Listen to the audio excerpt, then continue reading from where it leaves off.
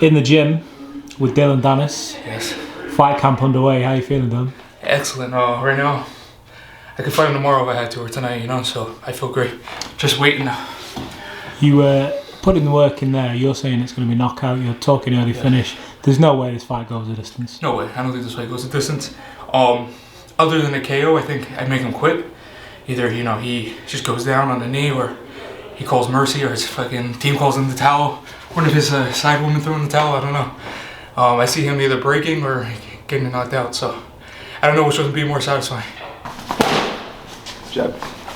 Now walking in, keep that hand out. Keep that hand back. Good. You're what? Now when I come into you, throw that right hand, throw that left hand. Good. Jab. Left hand. Good. Double jab right here. Double jab cross. Double jab cross. He's a righty, so I'm gonna go in this stance. Jab. Jab. 1, 2. 1, 2, 1, 2. Yep, you got it. Good, again. Doubled up right here. Block. I'm Jair, and I am Dillon's training partner. Come on. What? Oh, same thing? Yep. Roll after. Yep. Good. Good again. Double jab right here. Jab here. 2. Good, that was perfect. Me and Dillon actually trained together at our gym in Hoboken. We've been training together for almost a year and a half. And when he told me that he had this opportunity, I specialize more in boxing. I told him it'd be everything for me to help him with this and prepare. How's he been in the gym for the build up to this fight? Oh, he's just been killing it. He's just been working on his cardio. He's been working on his strength. He's been boxing, he's been lifting. Especially when I tell you his boxing in particular has skyrocketed and shot up. Like, he's gotten so much better. His crosses are so much better. His hooks are better. I just love to see how it will come into fruition in the ring. Jab. Jab. Jab. Get that hand back to the face. Jab. Good. Jab. Double. Double. 2. 1, 2. 1, 2. Jab. What do you bring to the table that he's not seen before? A winner mindset, mentality. I mean, I've been a 4-time world champion. It doesn't matter if it's jiu-jitsu or boxing, what it is. I have a winner mindset, I have a world champion mindset. He's never faced anybody that's actually accomplished anything in combat sports or anything in athletic sports. The guys he's fought are all scrubs. Logan's a scrub. He's never done anything. He was an average wrestler in college. He was on the bench. And then that one with the 2 other guys he fought.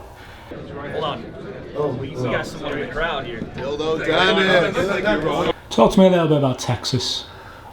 What happened there?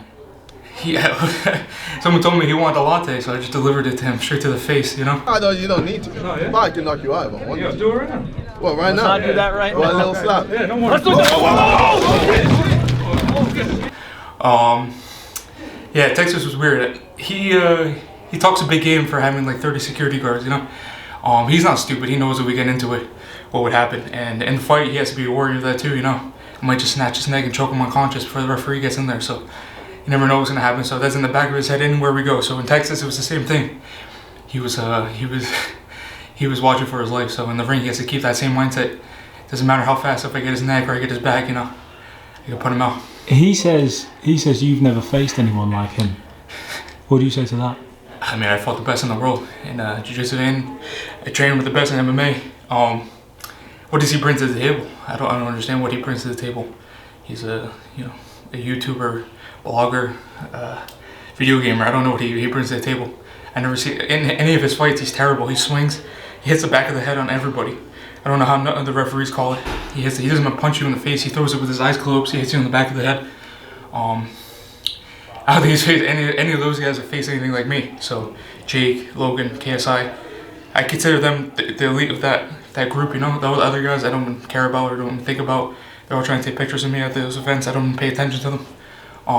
So yeah, they're gonna be in for a rude awakening. 2, 1, 1, 2, 3. Good, 1, 2, 3. Good, 1, 2, 3. Good, when you throw that hook, I need you to get out. I'm coming this way, need you to pivot. Good, 1, 2, 3, hit it. Good. Hit it again. Good. No, you're good. Hit it again. Good, now you're gonna throw a cross right after. Go. Yep. What do you think of the argument, if you like, if that's what it is, of how MMA wrestlers, jiu-jitsu, UFC, MMA fighters can transition into boxing just because you can do one, maybe you can't do the other? What's your opinion on that? Being though I used to wrestle growing up, I picked up boxing later on in my life. And just to let you know, it's not that far off. The movements are sort of similar.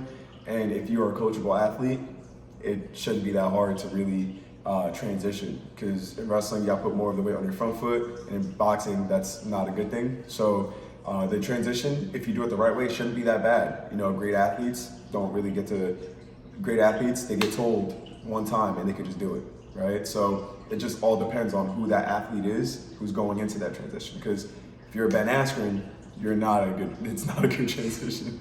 But there's some other good wrestlers and boxers out there. Let me rephrase that. There's a lot of good wrestlers out there that became good boxers. So, talk to us a little bit about, it's well known that you're friends with Conor. Yeah. Just talk to us a little bit about what it's like training with someone like him when you're preparing for these big events. Because Conor's no stranger to the big stage. Yeah. And this fight is going to be the big stage, the Zone pay-per-view. What does it do for you as a fighter training with someone like Conor? Especially growing up, when me and him were together, like training every day and always being together. I was younger, so I came from jiu-jitsu background.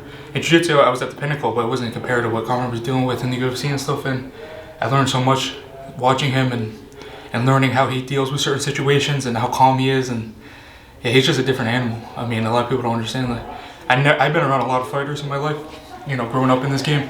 And I've never seen anybody deal with pressure or anything, or like the show, or just everything that comes with the fight. He deals with it so fucking, it's crazy. Like, so funny story. It was the night before the Nate Diaz fight, and I never really trained with someone every single day. I was his main training partner. We were going into it every day, and I was living in the house, and I was nervous because it's different when you're not fighting. When you're fighting, you can kind of control it. So I can't control anything, And I think when he was getting a haircut, I was like, man, I'm not gonna lie, I'm kind of nervous with him. I was like, I said, why are you nervous? He's like, I'm gonna slap him around. And just went back to getting his haircut. I was like, all right, that's fine, So he just deals. He taught me a lot about the fight game and how to deal with a lot of stuff. So he's definitely, in my opinion, the best fighter ever. So I'm happy to do it. Have you spoken to him about this fight, KSI? No, we actually haven't. He's been busy with stuff, and we just haven't got to. I haven't talked to him at all about it, but I'm sure we will. Either then or I know maybe he doesn't take it too seriously because it's KSI. Who knows? I don't know. How much does this mean to Dillon, this fight, and everything that's gone on around it with the coffees and the standoffs and the face-offs? How much does this mean to Dillon? I think this fight means a lot to Dillon. Dillon has been working hard towards this. He's been in conversations with Logan Paul. He's been in conversations with Jake, trying to, get his chance to really prove who he is, especially in this environment, especially in this climate, between all the influencers. Dillon has a chance to really show who he really is, and I think that's what he really values. So he can show to the world that he's not some jiu-jitsu guy, that he's not some grappler, that he also can throw his hands and show you who he really is. Good, 2. Good. Double up. Jab. Left hook. Left hook, right hook. Good, again. Good, again. Turn, let's go. Jab. 2. 2, 3. 2, 3, body 2. Rep it.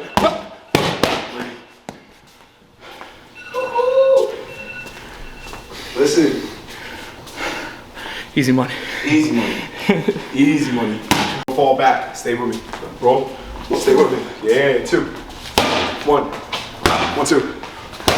1, 2. 1, 2, 1, 2. What does it say for Dillon as a character and as a fighter that he's come back from such a knee injury to where he is today, in the position where potentially he beats KSI and, like you say, his career explodes again? Dillon is a very resilient person. Dillon had his knee injury, he had some surgery, and even through that, we've seen him in the gym still working. Even if it's just slight movements. even if it was just stand up, just throwing his hands. He didn't kick. He just wanted to still be invested into it. That man did a whole 180 on the life change that he wanted to do. He'd rather be in the gym and work towards this fight because he knows how big and how much it means to him than rather just be out partying with the friends and stuff like that. Dillon put the right head on his shoulders and he's attacking this full force. Give me your prediction, Dillon, for fight night. I'm calling a KO or a TKO, or what's it called? His team throws in the towel. Either one of those, I'll be happy with. You know, I don't want him to get out of there with the decision.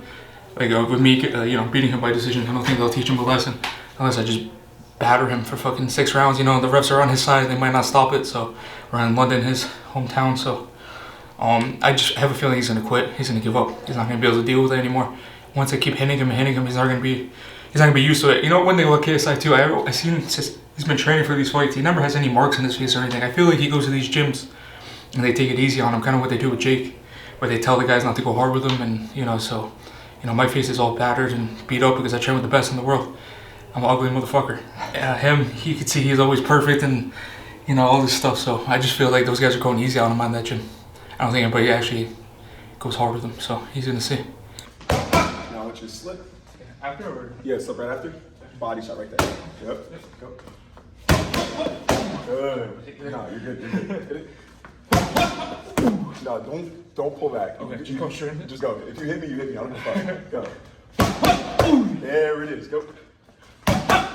Good. Take that cross. Get your head over there. Okay. Go. There it is. Double jab. 2. Good. Body shot right here. Yep. You hit it. Go. Good. Double jab. Roll this way. 3-2. Double.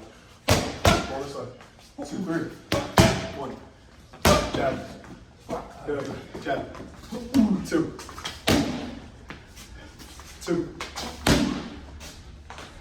2 more left hands. Oh, 2 more left hands. Yep, 2 straights. Good. Do it again. Pivot. 3 jabs. 2.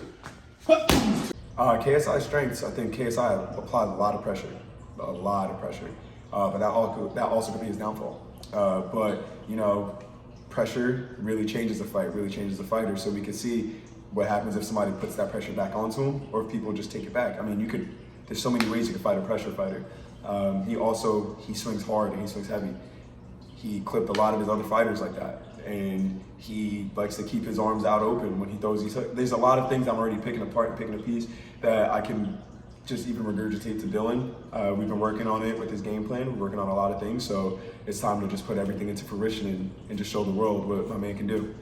How long was that in the sauna? Hour and a half, 198. Fucking almost 200 degrees. Probably, I think it doesn't go past 200, that's hot in there. I like to do it every day after training or before training. It's good for the mind, it's good to flush out the body. And I don't get out until anybody else gets out. So if I start late and then someone else comes in early, I gotta make sure I get out after it. It's just my mindset. You beat me. Yeah, well, yeah, geez, I'll give you a little bit of benefit. But I was waiting for you to get out, you weren't getting out. So. How much trouble is KSI in? Can't even put it into words, man. Can't wait.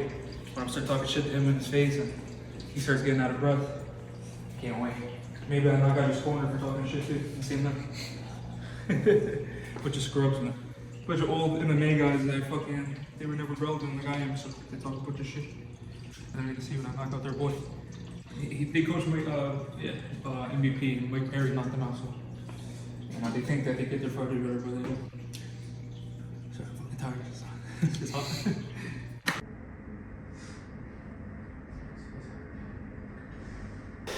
We'll just bend it a little more. And he's doing good. So I've been linked up with Dillon since a few weeks after the original surgery. Had a pretty major complex rehab for his right knee. So we tried to push it. We took it to a little over a year mark to see if he could kind of cope, get back to sport. But there was some secondary stuff going on. So that's where a new surgeon came in, did a revision surgery, fixed up a few different areas. And you're well over a year mark now from that second surgery. Things are going great. Full range of motion, strength is 100%. Ready to fight. Dillon, how much did the knee injury, just talk about, I know you don't want to go into detail about the knee injury itself, but how much has it held your career back? A lot. But it also helps. I guess I look at it. I mean, if I look at all the negatives and stuff, it fucks you up. But if you look at the positives, what I had to go through mentally, not being able to fight, going through 2 knee surgeries, major knee surgeries within a year. The second surgeon told me that it's basically being in 2 car accidents, like major car accidents within a year. So a lot of people like talk shit, oh, why you're not fighting? It wasn't on me. It was me dealing with something that was out of my control, which I never deal with in my career before. Where it's not about me wanting to fight; it was my body. And if I pushed it, then it's my career shortens. So I had to think about a lot of things, and I went through a lot of hard times. But I try to use it as a positive instead of a negative. So try to come out of it with a way stronger mind. So it actually works for me when I fight KSI because he's fighting someone that's been through a lot. And I'm not going to give up in there. So he's in for a rude awakening. He can't put me through anything that I haven't been put through. So I see it that way, mentally for sure.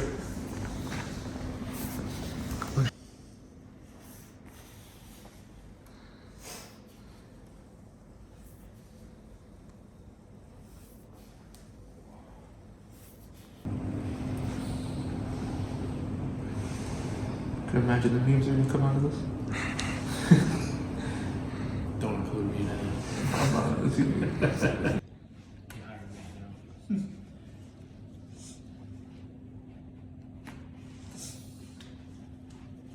Let's go.